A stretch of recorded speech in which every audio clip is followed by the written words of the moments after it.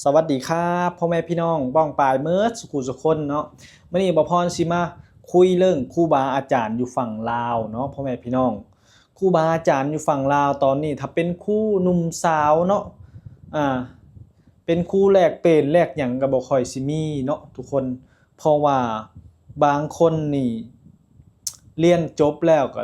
ได้มาเฮ็ดการเฮ็ดงานอยู่ไทยเนาะ ช่วงนี้ครูบาอาจารย์ก็อยากขาดแคลนเนาะอยู่ประเทศลาวบ้านบ่พรนี่มีครูอยู่คนเดียวพ่อแม่พี่น้องเอ้ยครูคนเดียวนี่สอนเด็กน้อยเบิดหมู่บ้านเนาะอ่านั่นแหละมันก็เลยเฮ็ดให้การควบคุมเนาะหรือว่าการเรียนการสอนนี่มันบ่ค่อยดีทุกคนเพราะว่ามันเอาบ่อยู่แล้วก็สอนเด็กน้อยก็ควบคุมบ่ได้เนาะเพราะว่าครูคนเดียวสอนเด็กน้อยเบิดหมู่บ้านมันก็สิยากๆจักหน่อยเด้เนาะ เด็กน้อยกำลังวัยขี้ดื้อนี่เฮาก็คุยยากเพราะว่าคนเดียวเนาะทุกคนนั่นแหละแล้วก็ได้ยินว่าเห็นช่องหนึ่งเพิ่นออกมาว่าตอนนี้เพิ่นก็สิให้ทหารหรือว่าตำรวจเนาะทุกคนอ่ามาอบรมแล้วก็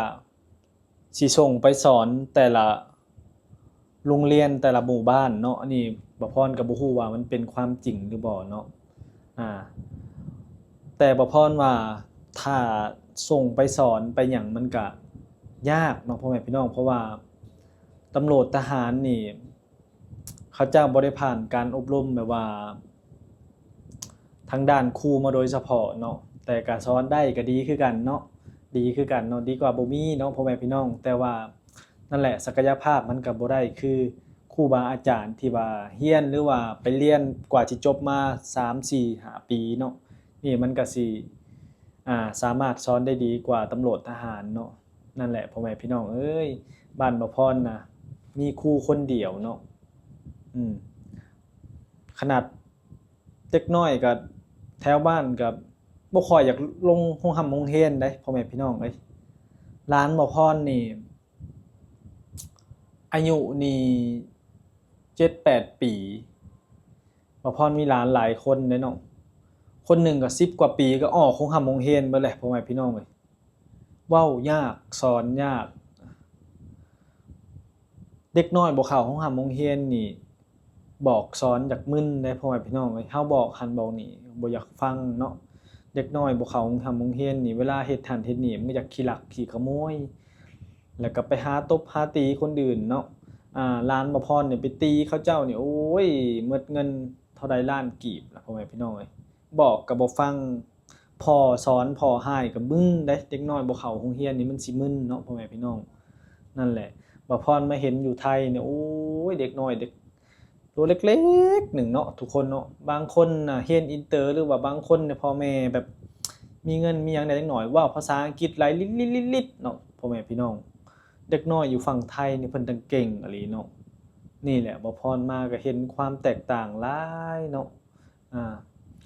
คือร้านบ่พรนี่ อ่านหนังสองหนังสือก็บ่ได้เด้พ่อแม่พี่น้องเอ้ยนั่นแหละก็คือว่าหั่นแหละ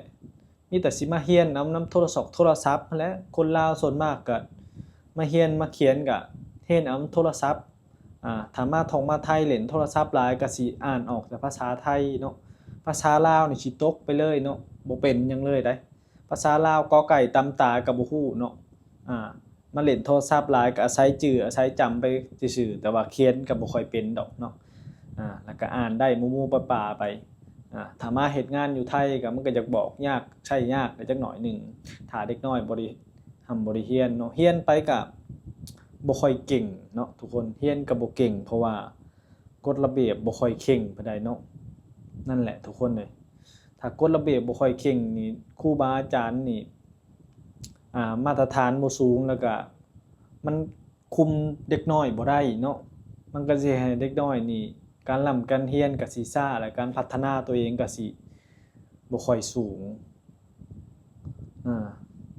คิดเอาบ้านบ่พรนี่เด็กน้อยเบิดหมู่บ้านครูคนเดียวเนาะสิสอนจั่งใดทุกคนบ่คืออยู่ไทยเด้เนาะอยู่ไทยนี่โรงเรียนหนึ่งนี่ครูบาอาจารย์นี่หลายเด้เนาะพ่อแม่พี่น้องเนาะมีทั้งครูแลกเปลี่ยนมีทั้งครูประจำชั้นเด้เนาะแม่นบ่ อยู่ลาวก็มีบางพื้นที่แต่ว่ามันก็ยังบ่หลายพอยังบ่ทั่วถึงเนาะทุกคนเนาะแต่ได้ยินเพิ่นว่าสิเอาทหารมาสอนเด็กน้อยนักเรียนเพื่อทดแทนครูที่ขาดขาดเขินขาดแคลนเนาะพ่อแม่พี่น้องนั่นแหละอยู่ฝั่งไทยมีหลายก็ส่งให้บ้านบ่พรนี่เด้อพ่อแม่พี่น้องเนาะส่งไปแลกเปลี่ยนเนาะไปสอนเด็กน้อยบ้านบ่พรได้ เห็นครูอาจารย์อยู่ไทยหลายเนาะแต่งตัวดีๆนะพ่อแม่พี่น้องเนาะเด็กน้อยก็โอ้เนาะแถมบ่พรเห็นยังมีรถรับส่งอีกเนาะอยู่ไทยนี่แหละทุกคนความแตกต่างมันหลายเนาะเด็กน้อยก็มีความรู้มีความสามารถเนาะเพราะว่าโรงเรียนมีกฎระเบียบวินัยสูงเนาะการเรียนก็มันก็สิพัฒนานั่นแหละมันสิพัฒนาไปตามทรัพยากรของครูบาอาจารย์เนาะทุกคนกฎระเบียบดีเนาะครูบาอาจารย์ประจำชั้นเนาะครบถ้วนเนาะมันก็สิเฮ็ดให้ควบคุมเด็กน้อยเด็กนักเรียนได้ง่ายขึ้นเนาะพอเด็กน้อยมันอยากขี้ดื้อได้เนาะพ่อแม่พี่น้องถ้าเฮามีครูคนเดียวเนี่ยมันก็สิเอาบ่อยู่เอาบ่อยู่เพราะว่าแล้วบัดนี้ครูบาอาจารย์ที่เรียนจบเรียนหยังแล้วบางคนก็ถิ้มใบประกงประกาศมาเฮ็ดงานอยู่ไทยนั่นแหละบ่พรก็บ่ฮู้ว่าเป็นหยังเนาะเป็นหยังเพิ่นจึงมาเฮ็ดงานอยู่ไทยบางคนสอนแล้วก็อยู่ๆก็มาไทยเนาะนั่นแหละเพราะว่าแล้วคืออยู่ไทยนี่เงินดอกเงินเดือนครูบาอาจารย์เพิ่นก็สูงเนาะอยู่ลาวก็คือว่าหั่นแหละเนาะเงินดอกเงินเดือนมันก็ค่อนข้างสิบ่สูงคืออยู่ไทยเนาะบางคนเขาตัดสินใจมาเฮ็ดงานอยู่ไทยดีกว่าเป็นครูบาอาจารย์เนาะทุกคนเพราะว่าอยู่ไทยนี่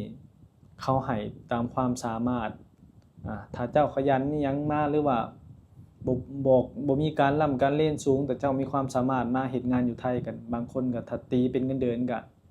บางคนก็ได้10ล้านก็มีเนาะ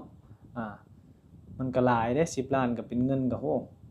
เป็นเงินอยู่ลาวก็ตีเป็นเงินไทยก็10,000 20,000พุ่นแหละทุกคนเนาะ